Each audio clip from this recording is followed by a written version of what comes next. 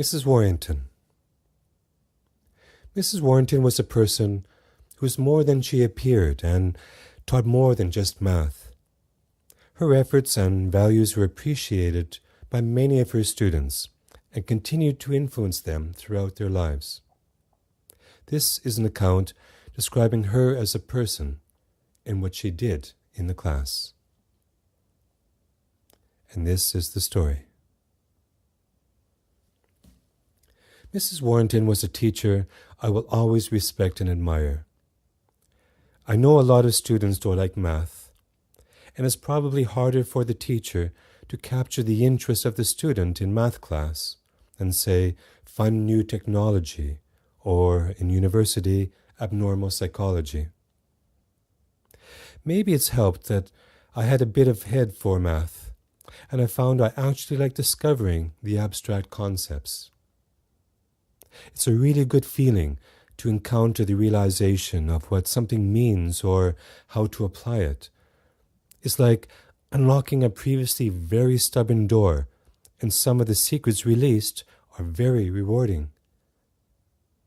My other high school math teachers were good, but Mrs. Warrington was exceptional. If she was walking down the street, you probably wouldn't notice her unless you already knew her. Over the years, I've gotten to know a number of spectacular people in that way. I don't mean by passing them by in the street. I mean circumstances arising that give me the opportunity to interact with and know that person better than I might normally have chosen to do. I remember one English teacher here in Barcelona telling me she prefers to meet or spend her time with really interesting people. It made me wonder what would qualify one as interesting, at least by the standards that she would be currently setting. I also wondered at how well she would be able to meet those same standards herself. Many of the people who have made a strong and positive impact on me are unassuming people, not seeking fame or particularly dedicated to cultivating a certain image.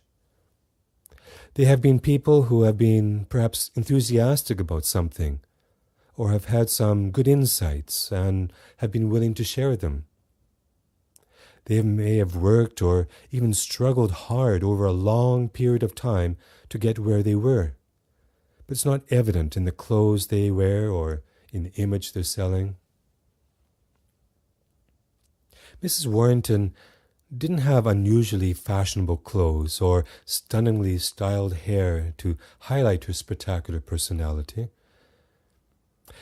It's not my intention to put down those who wish to make a statement through fashion or external appearances, or those who discover the courage to break through the self-conscious barriers they find placed on them. Merely that Mrs. Warrington had other priorities, and these are not easily appreciated by passing her by on the street or having a brief conversation with her. She placed us grade niners around 3 big tables. One was for your typical students who encountered the normal successes and difficulties. Near them sat others who needed some more guidance and attention to sufficiently conquer their hurdles before passing on to the next year of studies. While everyone has their challenges, math didn't occupy a high position in my particular set of burdens, and that earned me a spot at the 3rd table.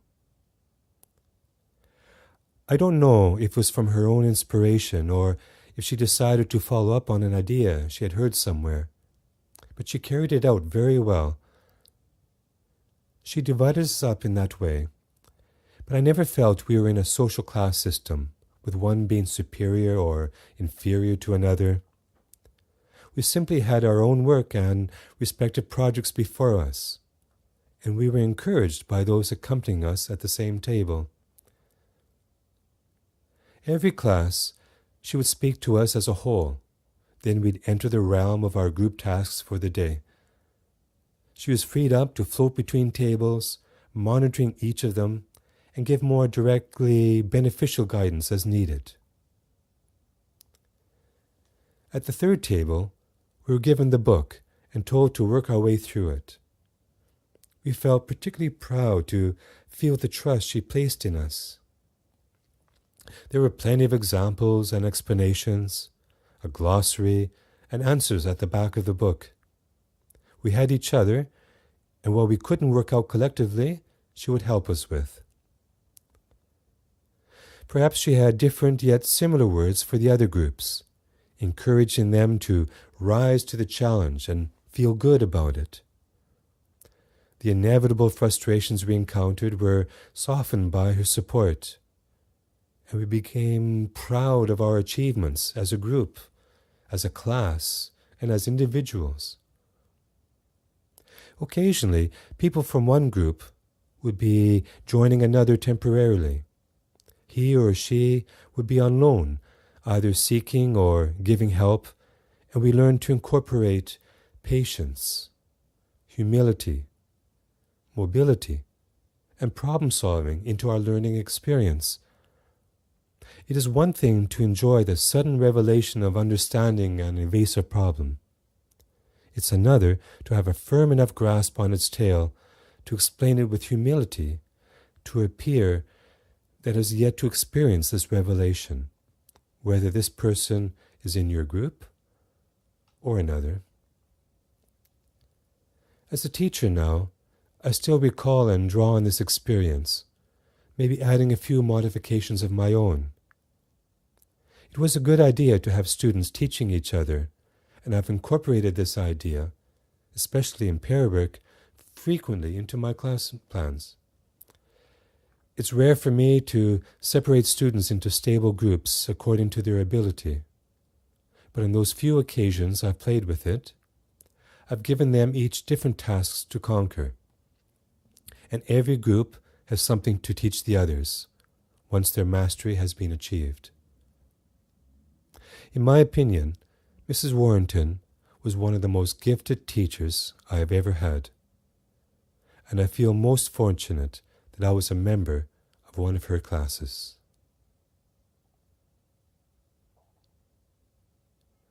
Mrs. Warrington has passed away, and when I wrote this piece about her, it was after the fact. So, I've made a promise to myself that if I encounter a person who I think is doing wonderful things, I try to find the courage to leave my frequent shyness or reservations, to make a point of letting them know while the experience is still fresh. Her first name, by the way, was Anne Warrington. And that's the end of the story. Thank you for listening.